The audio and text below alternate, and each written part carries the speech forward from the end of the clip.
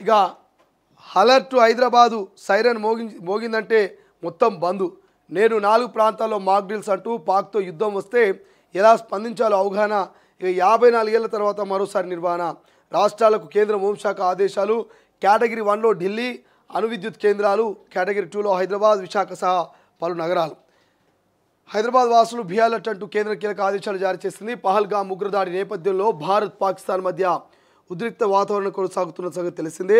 ఏ క్షణం ఏం జరుగుతుందో తెలియని పరిస్థితి నెలకొన్నది. ఎప్పుడైనా భారత్ పాక్ మధ్య యుద్ధం జరిగే అవకాశాలు ఉన్నాయి. ఈ నేపథ్యంలో పాకిస్తాన్ దాడి చేసే అవకాశాలున్న ప్రాంతాలని కేంద్రం 3 విభాగాలుగా విభజించింది. కేటగిరీ 1లో దేశ రాజధాని ఢిల్లీ సహా అణువిద్యుత్ కేంద్రాలు ఉన్న ప్రాంతాలు. కేటగిరీ 2లో తెలుగు రాష్ట్రాల్లోని హైదరాబాద్, విశాఖ సహా పలు నగరాల్లో ఉన్నాయి. కేటగిరీ 3లో ఉగ్రదాడి నేపథ్యం ఉన్న పలు జిల్లాల్ని చేర్చింది. ఈ క్రమంలో ఉగ్రదాడి జరిగితే ఏం చేయాలి, ఎలా ఎదుర్కోవాలి, ఎలాంటి జాగ్రత్తలు తీసుకోవాలన్న దానిపై నేడు దేశవ్యాప్తంగా 259 ప్రాంతాల్లో మాక్ డ్రిల్ నిర్వహించున్నారు. సో ఇప్పటికే ఆపరేషన్ సింధూర్ పేరుతో భారత్ పాకిస్తాన్పై విరుచుకుపడుతున్నది. యుద్ధం మొదలుపెట్టింది. 9 స్థావరాల్లో దాదాపు 10-12 మంది ఇప్పటికే ఎవరైతే ఉగ్రవాదులు టెర్రరిస్టులు ఖతమైనట్టు తెలుస్తున్నది. 9 స్థావరాలు దాడి చేస్తున్నటువంటి భారత్ ఇక అర్ధరాత్రి నుంచి విరుచుకుపడ్డది. ఇంకా కొన్ని స్థావరాల్ని దాడి చేసేందుకు టిక్ చేసి పెట్టుకున్నది. ఖచ్చితంగా అక్కడ కూడా దాడులు చేస్తామంటూ పాకిస్తాన్కి హెచ్చరికలు జారీ చేస్తున్నది. సో భారత్ ఆర్మీ రక్తం మరుగుతున్నది, భారతీయుల రక్తం మరుగుతున్నది.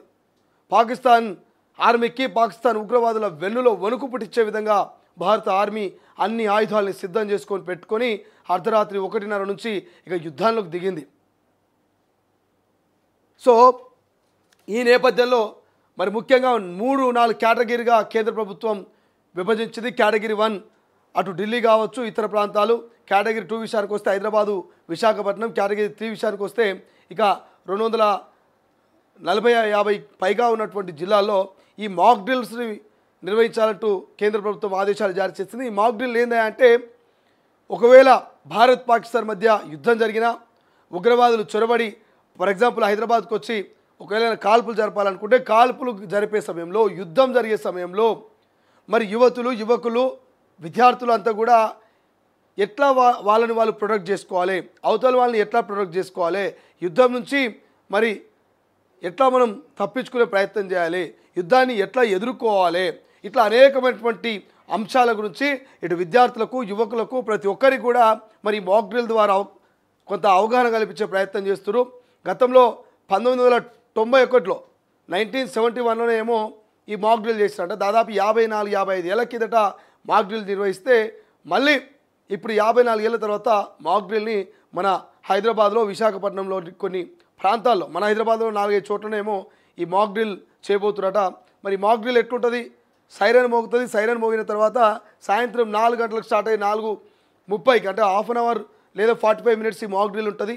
ఈ హాఫ్ అన్ అవర్ 45 మినిట్స్ మొత్తం మాక్ డ్రిల్కి సంబంధించిన అవగాహనని ఎప్పటికప్పుడు మరి అధికారులు అందించే ప్రయత్నం చేస్తూ ఉన్నారు. కాబట్టి సో ఈ మాక్ డ్రిల్లో ప్రతి ఒక్కరు పార్టిసిపేట్ చేయండి.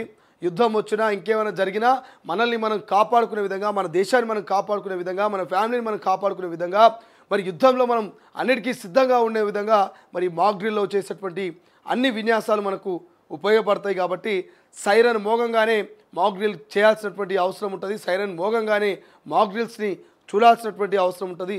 ప్రతి ఒక్కరూ ఇవాళ ఈ మాక్ డ్రిల్లో ఖచ్చితంగా పార్టిసిపేట్ చేయాల్సినటువంటి బాధ్యత మన మీద ఉన్నది. కాబట్టి దానికి సంబంధించిన వార్త మనకు కనిపిస్తోంది.